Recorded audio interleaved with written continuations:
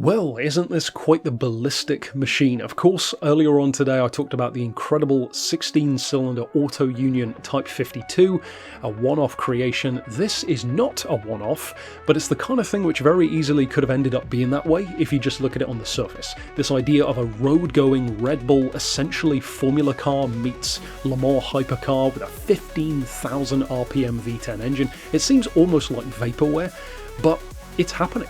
And the version that's actually being shown at Goodwood is apparently more of a design study from last year, around August of 2023. They've since made the car a little bit more compact, being as it is around 5 meters long, 2-ish meters wide, so it's pretty big. And they've actually built it so that the car, despite having a roughly 50 vehicle production run, where customers can convert them for track use if they want to, it does adhere, within reason, to Le Mans Hypercar regulations. So you could feasibly turn one into that if you wanted to. And one of the first things that came to mind for me was, imagine saying to the folks high up at Red Bull, back when that brand was first started, just selling energy drinks with the old cartoon ads of Gives You Wings, imagine saying to them back then that this is where they would end up. It's pretty wild what an evolution Red Bull has had. It's kind of like the equivalent, really, of seeing like a Monster Energy car. How insane that would feel, and yet somehow it doesn't feel crazy when Red Bull does it. It's weird. Or like a Liquid Death Supercar or a 4x4 or something. It's kind of wild when you really step back and think about it. Now, in terms of tech, this thing is very impressive, as you'd expect. It's actually the final Red Bull project, which Adrian Newey is going to be involved in. Very similar on the surface, certainly in terms of styling to the Aston Martin Valkyrie. Some differences in terms of its production and development though. It's got a Cosworth developed V10 engine. They originally wanted a V8, but they were going to have to turbo it to get the kind of power they wanted, up around 1,000 horses. They went with the V10 instead, a naturally aspirated 15,000 RPM motor with about 980-ish, 986 or so horsepower, so similar to the original Veyron, and then it is supplemented by a hybrid system, so electric motor assistance. And although that is a bit cliche, I actually kind of love the fact that they're also using that electric motor as both the starter motor for the V10 engine and as the reverse gear as well, which is pretty awesome. And speaking of gearing, this thing also has a Formula 1 inspired and derived carbon fiber gearbox.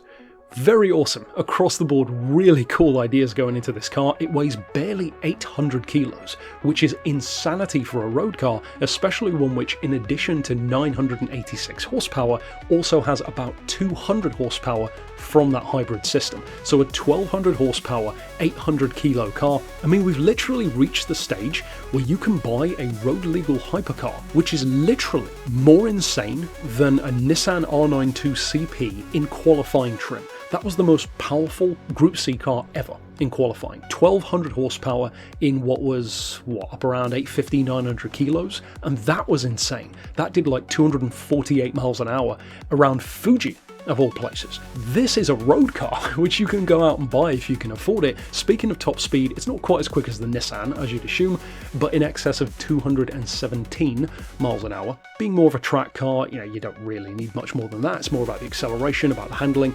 According to Newey himself, it has a very analog approach to its performance, which, given all of the tech that's in there, especially with the hybrid system, it's probably, I would imagine, quite a difficult thing to get right in terms of balancing using that tech, but without losing some of the feel. So hats off to them for that. And ultimately, even though I'm not the biggest fan of Red Bull in terms of their racing, what a car, what an incredible machine. And again, just like with the Auto Union earlier on today, probably more so than that car, I'm sure many of you have already seen this thing debut. Stunning looking car, incredible engine.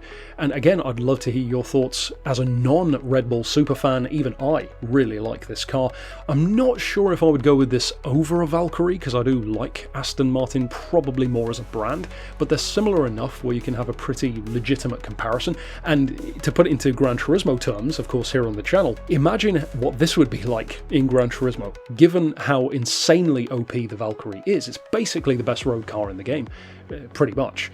This would probably be at least that good as well. So, incredible car. We'll have to see for the future of gaming. I mean, knowing Forza Horizon, this thing will probably be in there next week as a DLC car or something, because they seem to get on that real quick. But yeah, fantastic car. Can't wait to see what it's capable of. They're already saying it's as quick, if not quicker, than an F1 car on some tracks, which is insanity. I guess it depends what year of F1 you're referring to. But yeah, hats off to Red Bull. Incredible journey going from selling drinks to developing this thing. And I mean, quite the jump there.